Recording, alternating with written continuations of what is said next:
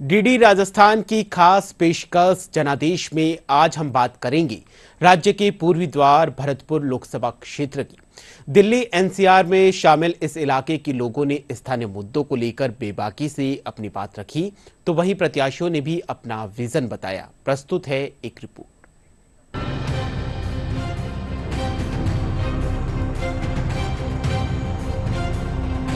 लोहागढ़ के नाम से विख्यात भरतपुर में चुनावी बिसात बिछ चुकी है। हाल ही में चुनाव आयोग की ओर से तारीखों का ऐलान होने के बाद यहां भाजपा, कांग्रेस और बसपा ने अपने प्रत्याशियों की घोषणा कर दी है। अगर यहां की भौगोलिक स्थिति और इतिहास पर नजर डालें तो ये लोकसभा क्षेत्र काफी हद तक एनसीआर में आता है। इस सीट में भरतपुर के अलावा नवगठित डीग और अलवर जिले का कुछ हिस्सा भी शामिल है। यहाँ के पर्यटन स्थलों की बात करें तो भरतपुर का केवलादेव पक्षी अभयारण्य और लोहागढ़ दुर्ग किसी से अनजाना नहीं है।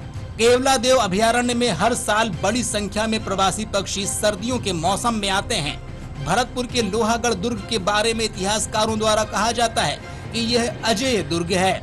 इस पर कई बार मुगलों और अंग्रेजों ने हमले किए लेकिन जीत नहीं सके।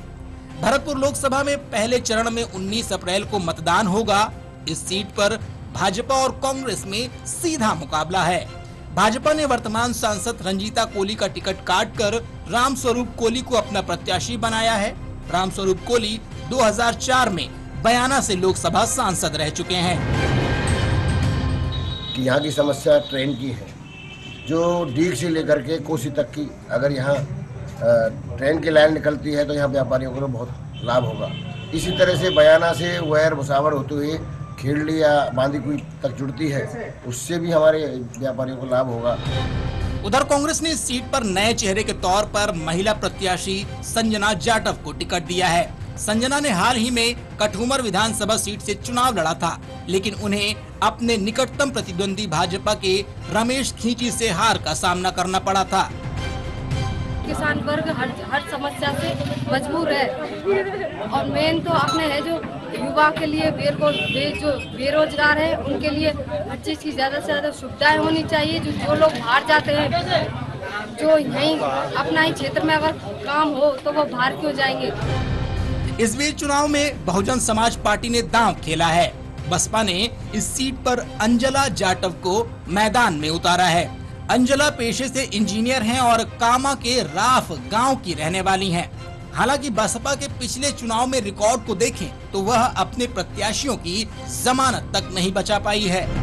अगर 2019 के चुनाव में भाजपा और कांग्रेस की स्थिति पर नजर डालें तो इस दौरान भाजपा की रंजीता कोली ने कांग्रेस के अभिजीत कुमार को 3 लाख से ज्यादा वोटों से हराया था।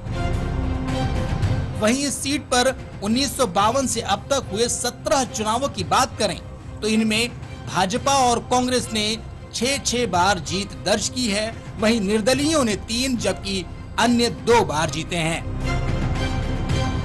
भरतपुर लोकसभा क्षेत्र में कुल 21,12,150 मतदाता हैं। इनमें 11,25,225 पुरुष, 9,86,904 महिला और 21 थर्ड जेंडर मतदाता हैं। पिछले लोकसभा चुनाव में भरतपुर में 58.60% मतदान हुआ था।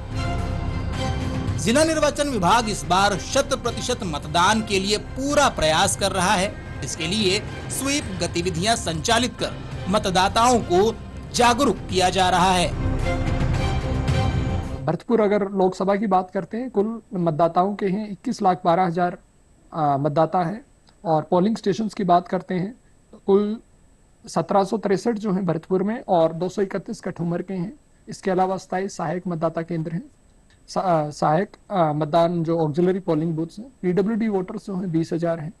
साथ में जेंडर रेशो 878 और ईपी रेशो 637 है। चुनाव में यहाँ के मुद्दों की बात करें तो बेरोजगारी सबसे बड़ी समस्या है। यहाँ लोगों की मांग है कि भरतपुर में रोजगार के अवसर उपलब्ध हों। यहाँ बंद पड़े उद्योग धंधों को फिर से शुरू किया जाए। इसके अलावा सड़कों का सुदृढ़ीकरण, सुजान गंगा नहर का जीर्णोद्धार और भरतपुर जिले का एनसीआर की तर्ज पर विकास करना प्रमुख मुद्दा है।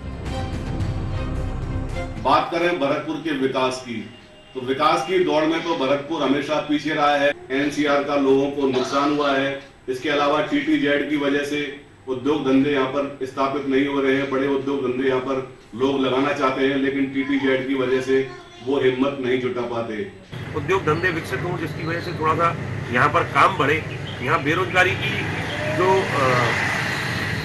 बेरोजगारी ज्यादा है, रोजगारों के अवसर मुहैया कराए जाएं। जितनी भी फैक्ट्रियां थी, सारी फैक्ट्रियां बंद हो गई, उससे आदमी आज बेरोजगार है। भरतपुर से न भी वो पलायन कर रहा है, इधर उधर नौकरी कर रहा है। अगर भरतपुर में फैक्ट्रियां लगेंगी तो एक रोजगार मिलेगा, जिससे पलायन नहीं होगा। लोकसभा चुनाव का बिगुल बज चुका है। प्रथम चरण के चलते आगामी 19 अप्रैल को भरतपुर लोकसभा सीट पर चुनाव होगा। सभी प्रत्याशी अपने चुनाव प्रचार प्रसार में जुट गए हैं। अब मतदाता किन मुद्दों को लेकर अपने वोट देगा, ये तो नतीजे ही बताएंगे। भरतपुर से कपिल चीमा की रिपोर्ट।